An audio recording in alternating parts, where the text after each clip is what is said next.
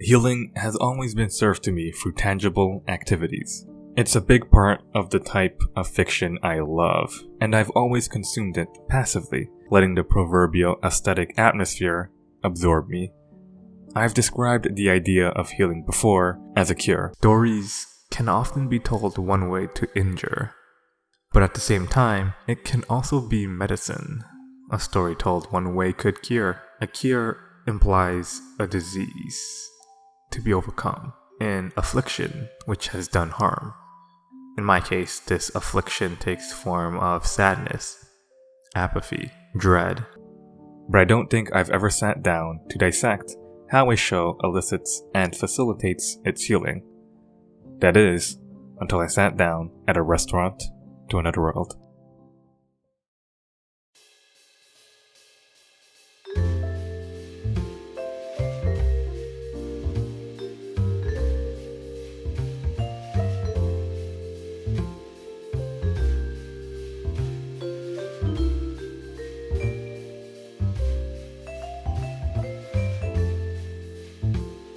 The first layer of healing starts at the structure.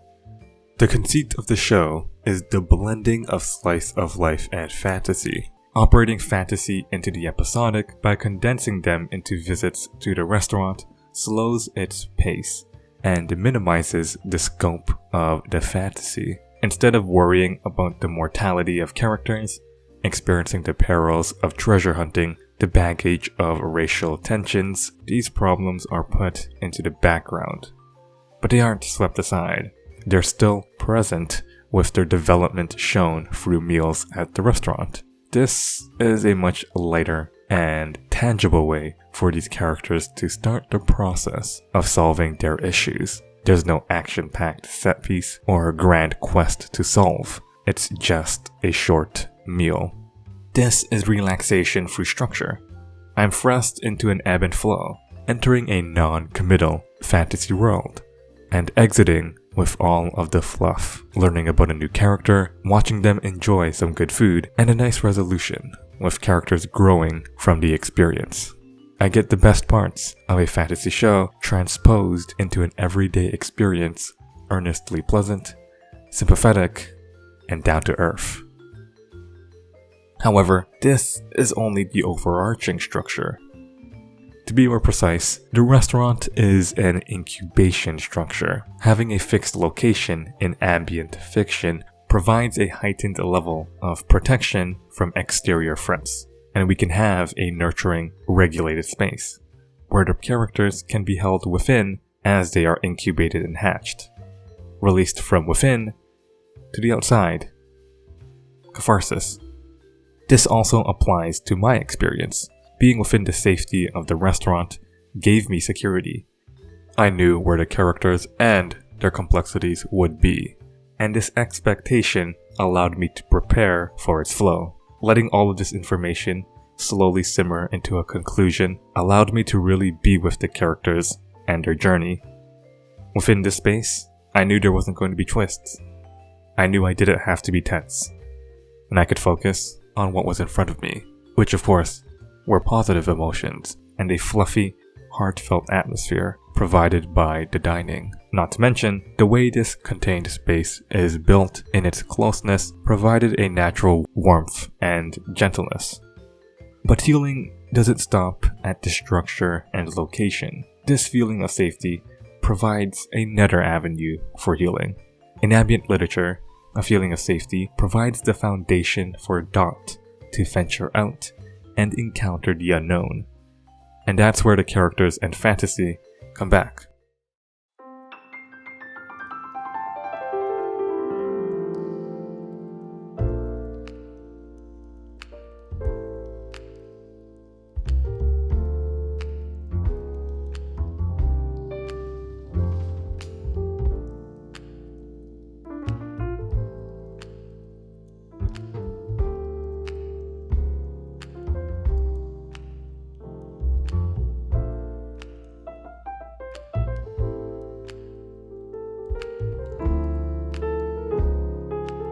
Despite not having an overarching plot, the fantasy world acts as a suitable substitute.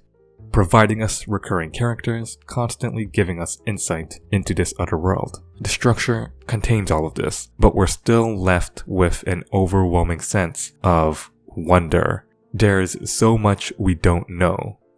Often, after having finished an episode, I immediately wanted to see more of these characters. I enjoyed learning about them, and was given room to venture out. This venturing into a mystery acts as a driving force towards the narrative.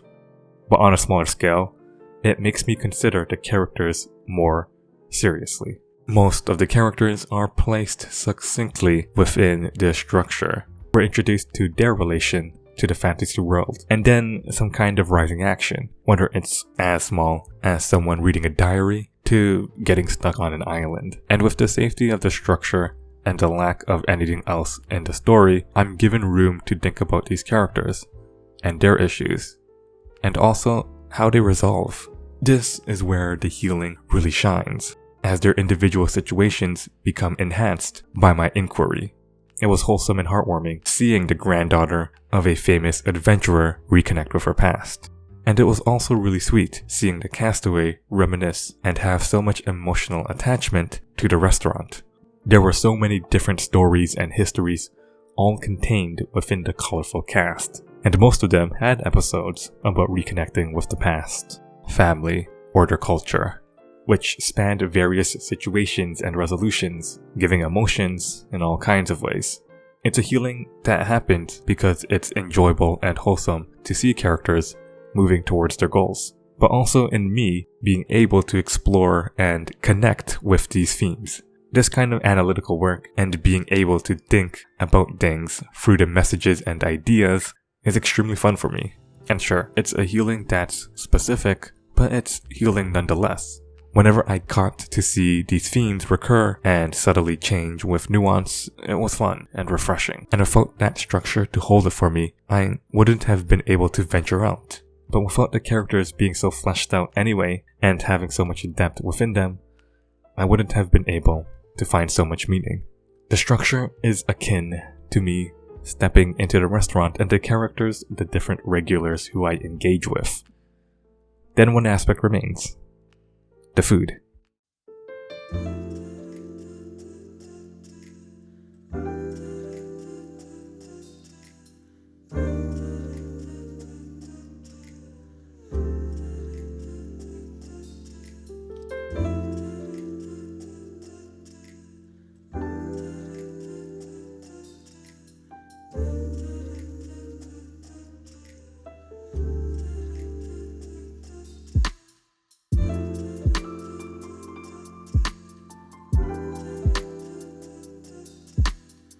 Healing from food is a literal action, but in Restaurant to Another World, food becomes a symbolic object.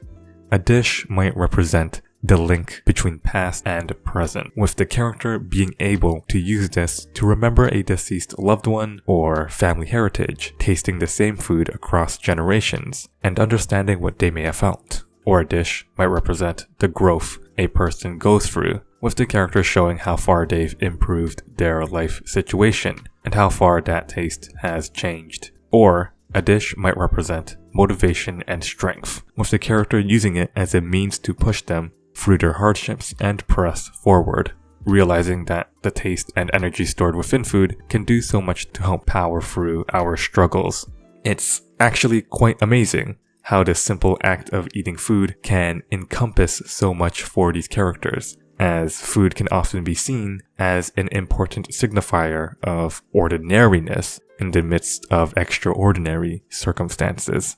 The characters themselves don't even realize the range of food and the possibility of flavors. For them, it really was a signifier for the ordinary. But that's where the healing comes into play, where the ordinary becomes extraordinary, where the problems can be addressed and alleviated. The touch of surprise, the sudden release, the unexpected catharsis and connection packaged through the act of eating was healing literally and emotionally. Seeing this all in action is of course healing for me. That moment of seeing these characters connect to the food and the emotional weight was one part a hit in the feels, but a second part wholesome. There is also a really vital element of why these symbolic objects could elicit so much healing. And really, it's because of how visceral they are in comparison to other symbolic objects that aren't consumed.